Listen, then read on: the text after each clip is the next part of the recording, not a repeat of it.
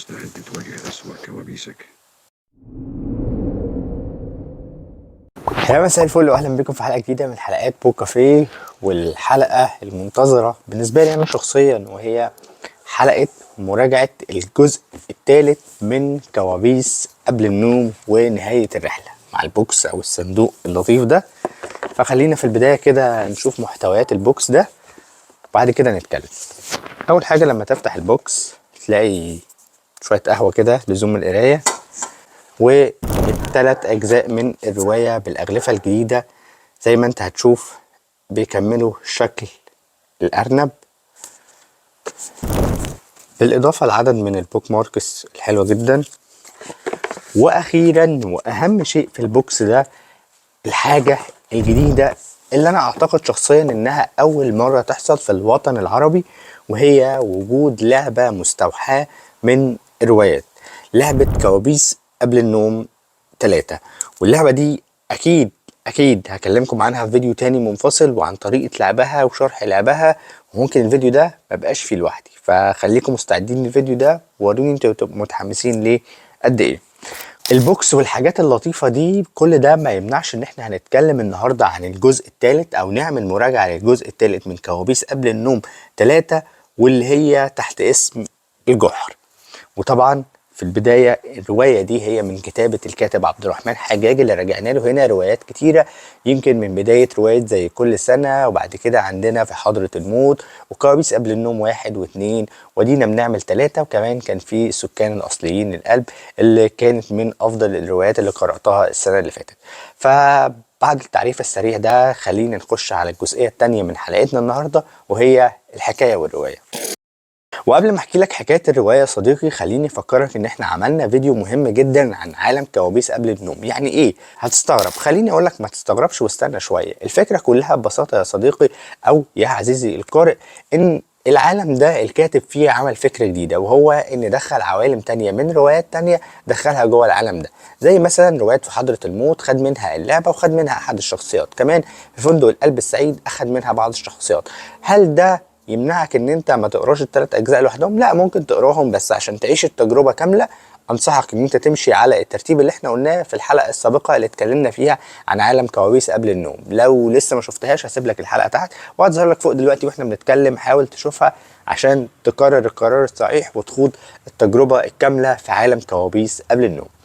وبعد الرغي ده خليني اقول لك بقى او ادخلك في الحكايه بتاعتنا في الجزء الثالث من عالم كوابيس قبل النوم. ويونس بعد ما بيستقر في حياته اخيرا ويقابل حب حياته ياسمين اللي بينقذها في الجزء اللي فات، وبيعيش حياه الى حد ما مستقره بشكل كبير، الا ان هو بيواجه على باب بيته بصندوق غريب وعليه قناع الارنب، وبيقول له ان انت لازم تكون موجود في الجحر في الوقت الفلاني. وعشان يتم الضغط عليه عشان هو يكون موجود في الجحر ده بيتم بشكل ما اختطاف اهله. فهل يونس هيلتزم بالكلام وهيروح ان هو يحاول ينقذ اهله؟ وايه الفكره في حكايه الجحر دي؟ وهيقابل مين هناك في الجحر؟ وهل وجوده في الجحر ودخوله لعالم الكوابيس هل هيحرره من كل حاجه هو شافها في حياته؟ وهل كل ده هيبعده عن كل المشاكل ويعرفه الحقيقه اللي كانت غايبه عنه بقاله كتير؟ وهل كل ده هينقلنا ان كوابيس او عالم الكوابيس ده ممكن ينتهي، ولا ممكن نشوف يونس احمد ليل في حياته التانية؟ اعتقد ممكن شوية الاسئلة دي في حاجات منها هجاوبكم عليها في نهاية حلقتنا النهاردة، وبعض منها مش هقدر اجاوب عليها، بس اللي ممكن يجاوبكم عليها الكاتب عبد الرحمن حجاج، واللي ممكن قريب جدا نشوفه سوا هنا معانا في لقاء كده لطيف بيني وبينه. بعد كل الكلام ده خلينا نخش بقى معتادنا في تفاصيل الرواية. وفي جزء تفاصيل الرواية بنبدأ أول جزئية بالغلاف، والمرة دي الغلاف اتغير. يمكن أنت لو مسكت دي لوحدها ممكن ما تفهمش التفاصيل، بس عايز أقولك إن الشكل ده إلى حد ما هو ليه دلالة جوه الرواية. لكن خليني أقولك بقى هنا هي الفكرة في إيه؟ الفكرة في إن أنت تمسك الثلاث أجزاء ورا بعض فهتشكل جسم أو شكل الأرنب، وأعتقد إن هو هيظهر لكم دلوقتي وأنا بتكلم. فدي فكرة من الافكار الحلوة جدا واللي نجح فيها المصمم الرائع اسلام مجاهد على ان هو يطلع فكرة تكملة الثلاث اجزاء مع بعض، واظن انها هتكون لافتة للنظر لما نشوف الثلاث روايات جنب بعض. بالاضافة لده خليني اقول لك ان جوه الرواية في عالم من عوالم التنسيق اللطيفة جدا، وعالم كده يعيشك تجربة قراءة ممتعة الحقيقة. فدي واحدة من الحاجات او من التفاصيل اللي اعتقد الكاتب دايما بيخلي باله منها، وبيكون عايز يعيش القارئ معاه تجربة قرائية ممتعة ايا كان اللي كان مكتوب جوه هيكون مناسب لذوقك او لا. ودي النقطة التانية بقى اللي هنبدأ نتكلم فيها، وهي نقطة اللغة. وهنا الحقيقة انا شايف ان الكاتب بيتطور مرة عن مرة في لغته وفي استخدام ألفاظه، وبيعيشك في استخدام النمط المهم جدا. كالعادة الحوارات دايما عنده بتكون بالعامية، والسرد بيكون باللغة العربية الفصحى، ودايما بيحافظ على التوازن ما بين الحاجتين بشكل ممتاز جدا. ومرة على مرة بيتطور في ان هو يغلب عالم السرد، ويغلب فكرة قدرة ان هو يعيشك مع الشخصيات من خلال سردهم النفسي مع نفسهم، او من خلال تعابيرهم ومشاعرهم اللي بيحسوها في خلال الرحلة اللي هم بيخوضوها. ومن النقطة دي طبعا هنروح لنقطة الشخصيات، والمرة دي الشخصيات إلى حد ما بقى فيه شخصيات جديدة.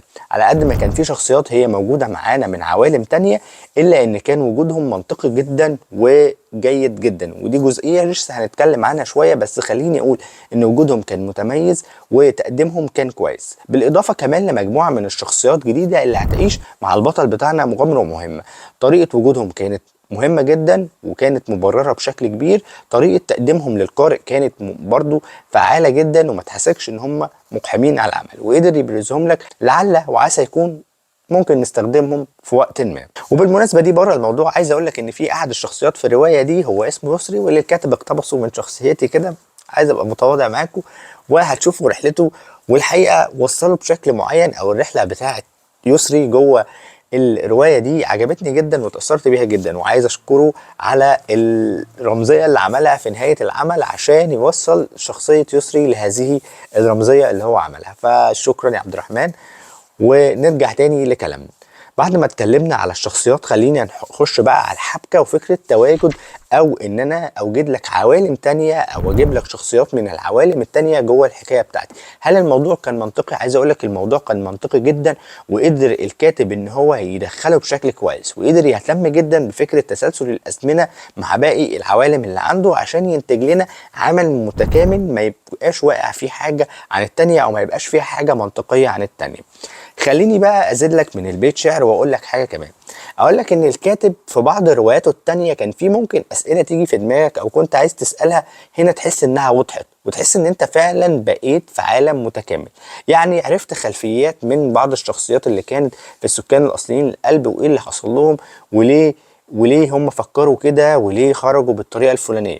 كمان هتعرف عن بعض الشخصيات التانية وتجمع كده بيربط جيل ورا جيل ورا جيل في الرواية دي، عشان الكاتب بيها يقدر يقفل لك الجزء بتاعه، ويقدر يعمل لك نهاية مهمة جدا في كتابة رواية مكونة من 3 أجزاء بشكل ما يخليكش تمل، وينجح العمل حتى نهايته. أعتقد دي كانت كل تفاصيلنا وكل الحاجات اللي كنا محتاجين نتكلم عنها عن ثلاثية، أو عن تحديدا الجزء الثالث من كوابيس قبل النوم.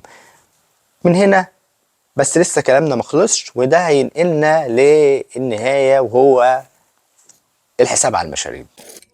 في آخر فقرة من فقراتنا في حلقة النهاردة ومراجعة النهاردة، وفي الحساب على المشاريب لرواية كوابيس قبل النوم للكاتب عبد الرحمن حجاج، وتحديدا الجزء الثالث وهو الجحر. والمرة دي مش هكلمك على الجحر أو في الجزء الأخير بس، لكن خلينا بقى ندي تقييم شامل على الثلاثية. وهل الكاتب قدر ينجح في كتابة ثلاثية منطقية مختلفة تماما عن اي حاجة ممكن تكون قرأتها؟ فانا في رأيي الكاتب في بداية اول جزء وهو البداية ابتدى يعرفنا على شخصية يونس، ويعرفنا التناقضات كتيرة اللي هو كان عايشها، وكمان الشخصية اللي كانت عايشة معاه طول حياته، واللي كنا بنفتكرها بشكل ما ان هو ناتجة عن مرض نفسي عن يونس. لكن مع الجزء الثاني او ظهور الشخصية دي اكتر في الجزء الثاني برضو ما بيبقاش ليها اي تفسير، ما بنبقاش عارفين هي ايه، وبتعدي علينا مرور الكرام.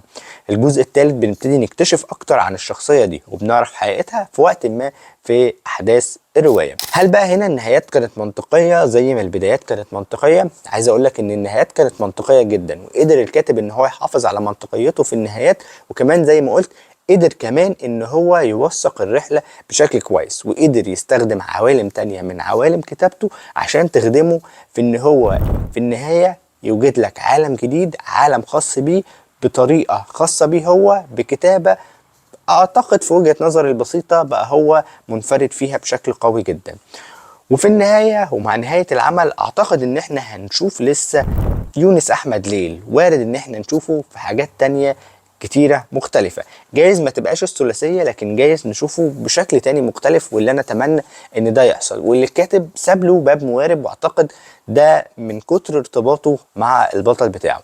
ففي نهاية القصة او نهاية الحلقة بتاعتنا خليني اقول لكم ان عالم كوابيس قبل النوم او سلسلة كوابيس قبل النوم واحدة من السلاسل اللي هتعيشك في اجواء حلوة جدا بطريقة خفيفة بطريقة لذيذة، بتدمج ما بين الرعب النفسي والسسبنس بشكل كويس جدا، وفيها لمسة من لمسات رومانسية. فلو انت بتحب الانواع دي كلها مدموجة في شكل خاص نقدر نقول عليه باسلوب الكاتب عبد الرحمن حجاج، اعتقد ان دي هتكون واحدة من الحاجات اللي تعجبك وتقراها. وفي النهاية عايز اقول لك اللي بيعجبني ممكن ما يعجبكش، واللي يعجبك ممكن ما يعجبنيش، في النهاية قراءة اذواق. وبكده يبقى وصلنا لنهاية حلقتنا، اتمنى منك ان انت تعمل لايك وتشارك الحلقة مع اصدقائك، واشوفك دايما على التيك توك والانستجرام. سلام.